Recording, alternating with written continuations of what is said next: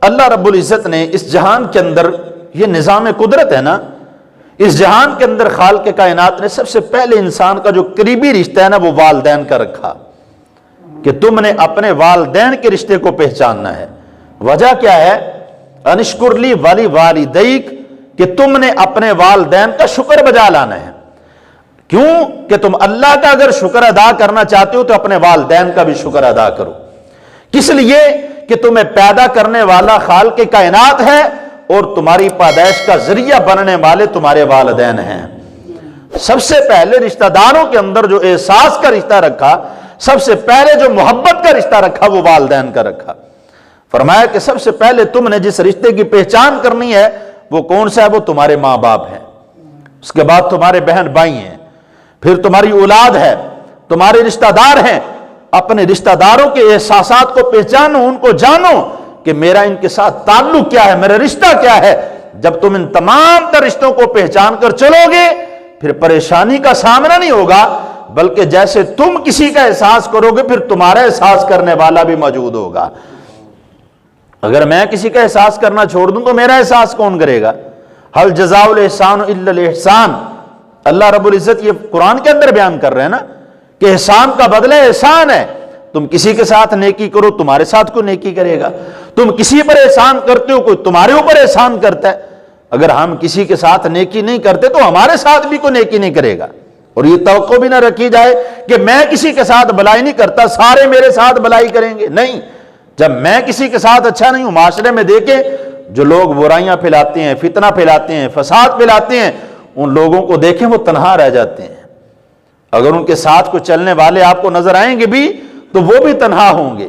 کس لیے؟ کہ جب بھی ان کو بندہ یہ سوچتا ہے نہیں جی فلانا بندہ بدماشی کرتا ہے، انہیں بندے ہوتے نال ہوندے نے، بھائی وہ اس کے گارڈ بن کر اس کے ساتھ چل ضرور رہے ہیں لیکن ان کے اندر ایک تما موجود ہوتا ہے، وہ احساس کا رشتہ ان کے پاس نہیں ہے، وہ محبتوں کا رشتہ ان کے پاس نہیں ہے، وہ اس کے ساتھ محبت کے ساتھ نہیں چل رہے، وہ اپنی ضروریات کو مد نظر رکھتے ہوئے، اپنے مطلب اپنے اغراض کو مد نظر رکھتے ہوئے اس بندے کے ساتھ چلتے ہیں۔ احساس کا رشتہ یہ ہے کہ یہ رشتہ بے لوث ہوا کرتا ہے، یہاں پر طمع نہیں ہے، کسی رشتے کے اندر لالچ نہیں ہے، وہ رشتے ہمیشہ پاکیزہ ہو جاتے ہیں جن رشتوں سے طمع اور لالچ ختم ہو جاتا ہے۔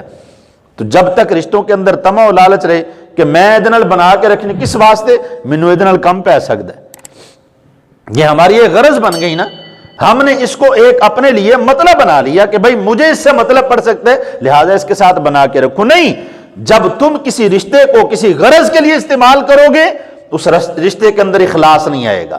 اخلاص کب آئے گا؟ کہ میں فلاں رشتہ دار سے پیار کرتا ہوں کس لیے کہ میرا اللہ مجھ پہ راضی ہو جائے، میں اپنے ماں باپ سے محبت کرتا ہوں کس لیے؟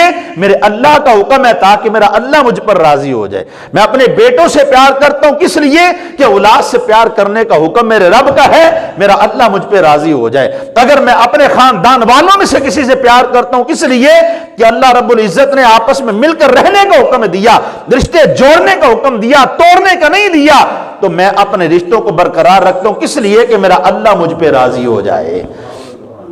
تو جب بندہ اپنے رب کی رضا کے لیے ان رشتوں کے تقدس کو برقرار رکھے گا تو پھر خالق کائنات یقیناً عزتوں کے تاج عطا فرمائے گا۔ ہمیں اس اعتبار سے اس موضوع کو سمجھنا ہوگا کہ یہ رشتے جو ہیں یہ کوئی معمولی نہیں ہیں بلکہ یہ بڑے ہی اہم ترین رشتے ہیں جن کو برقرار رکھنا ہم سب کے لیے انتہائی ضروری ہے۔